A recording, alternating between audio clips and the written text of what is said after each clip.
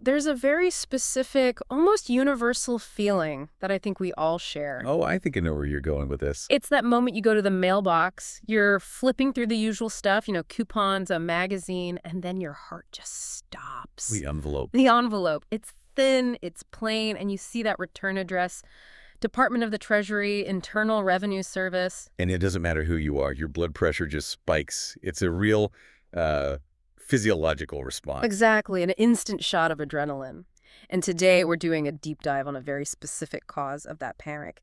It's a letter called LTR 109C. Ah, yes, the 109C. It looks terrifying. It does. It's full of jargon and numbers, and I think we need to say this right at the top. You've told me this letter is, completely misunderstood. Completely. And look, if we can just lower everyone's heart rate for a second, here's the headline. LTR 109C is not a bill. Okay. It is not a final assessment of tax, and it's not a denial of your refund. That is a massive relief. Because when you read it, it feels like an accusation. It feels like one, but really it's just a question. The IRS computer is basically just saying, hey, we got a number from your broker, and we got a different number from you. What's going on? It's just a request for clarification. So our mission today is to decode that request. We're going to translate the IRS speak, figure out what the computer is actually thinking, and most importantly, walk through a specific case. Right, a really interesting one. It's a situation where the taxpayer did everything right. Yeah. I mean, they even used the IRS's own modern system to fix an error. And they still got the letter. I still got the letter. And that's because it's not really a tax problem. It's a systems problem, a systems-level mismatch. A glitch in the matrix. I love it. Okay, let's start there. Segment 1. What is actually going on inside the machine when this thing gets generated? Well, it's 100% a machine. There's this program called the Automated Underreporter System, AUR for short. AUR, got it. And its job is incredibly simple. Step 1. A third party, let's say your brokerage firm, sends the IRS a Form 1099-B. Okay, so if I sold $10,000 stock, the broker tells the IRS, hey, they got $10,000. Exactly. But here's the trap. The broker is reporting gross proceeds. The sale price. The sale price. Yeah. Not your profit, which, is everything when it comes to tax. Right, because if I bought that stock for $10,000, my profit is zero. Correct. But the AUR system doesn't know that yet. It just has the $10,000 number. So step 2, it scans your tax return, specifically your Schedule D. And it's looking for a match. A perfect one-to-one match. And if it doesn't see the $10,000 accounted for perfectly, it flags it.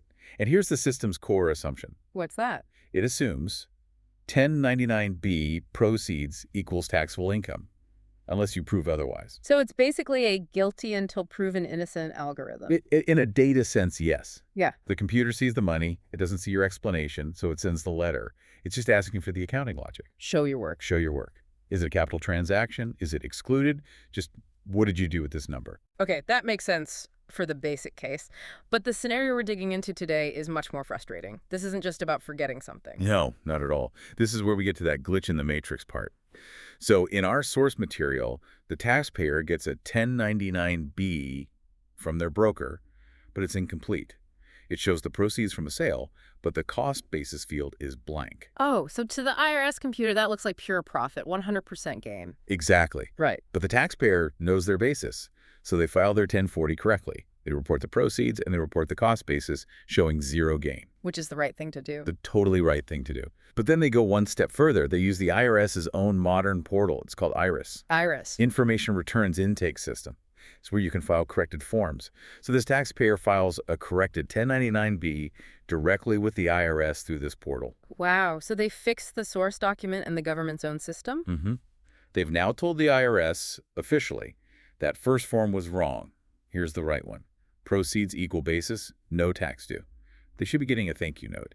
But instead, LTR 109C shows up in their mailbox. How? I mean, how is that even possible if IRS accepted the correction? Because the shiny new IRS system doesn't talk to the old legacy transcript system quickly enough. No way! Yes. The AUR robot that sends the letters is looking at the old transcript. The transcript is still showing the original bad 1099-B with no basis. So it's a sync issue? It's just lag? It's just lag. The computer just acting on old data.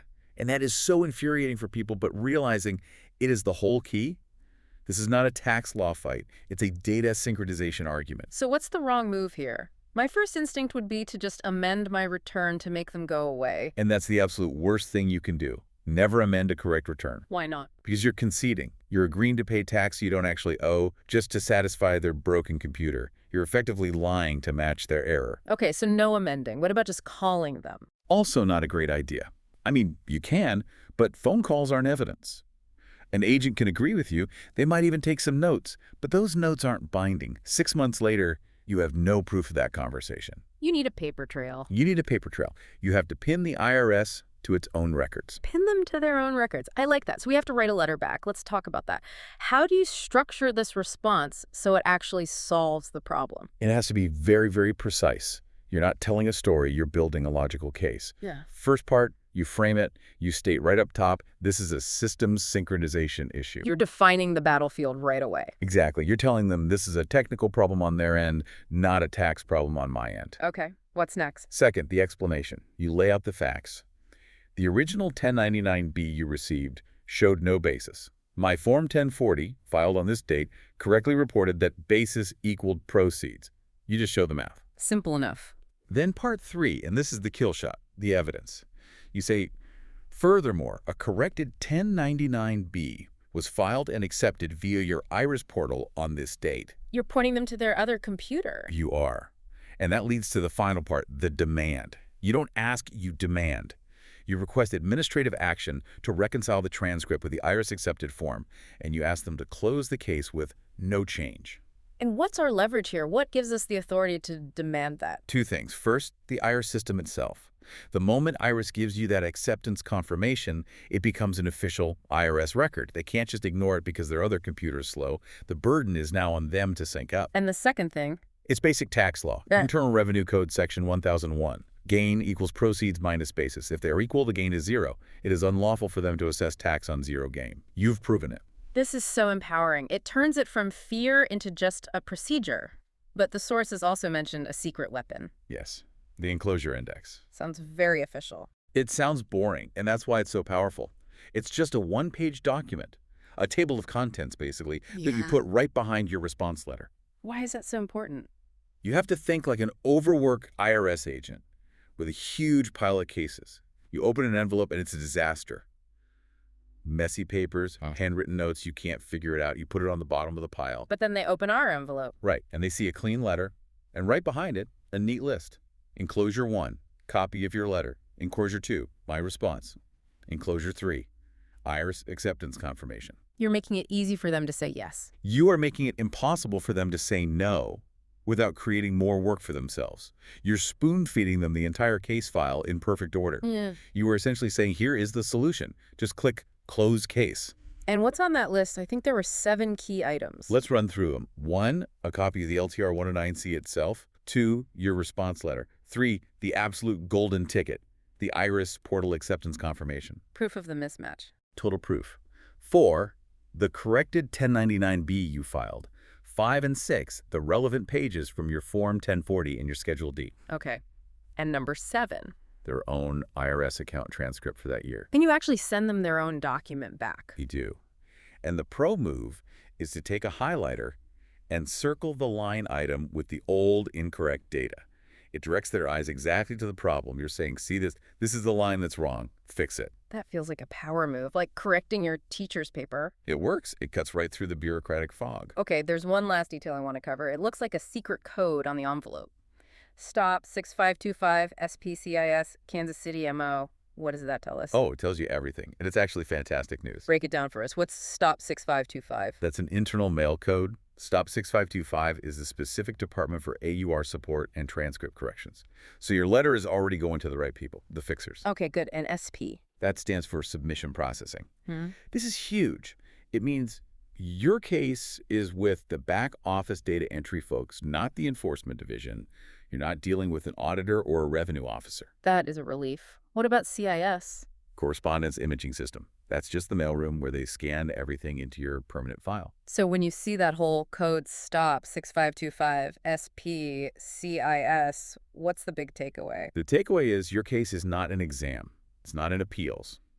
And it's not in collections. It is still in the processing lane. The IRS itself has already classified this as a paperwork problem, not a tax evasion problem. That changes the entire dynamic. They already see it as a clerical issue. They do. And when you send back this perfectly organized packet, you're just giving them the exact tool they need to complete their processing task and close it out. This whole thing becomes so much less intimidating when you just decode the language and the process. That's it.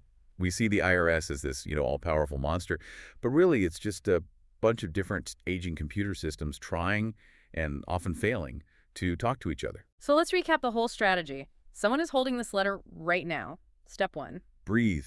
Don't panic. The letter is a question, not a bill. Step 2. Diagnose the problem. It's probably a data lag between their old transcript and the new IRS system. Step 3. Respond, but only in writing. No phone calls. Write that primary response letter and frame it as a systems issue. Step 4. Build the perfect packet with the enclosure index. Do the work for them. And remember your leverage. The law, IRC 1001, is on your side. And their own system, IRS, has already accepted your correction. Pin them to their own records. The power of administrative clarity. Exactly. Silence means you accept their mistake. A clear written response forces their system to fix itself. It's funny, this whole deep dive makes me think our job as taxpayers is sort of changing. It absolutely is. Mhm. That's the final thought I'd leave everyone with. Filing your taxes is no longer just about filling in boxes. What is it then? It's about being a systems integrator.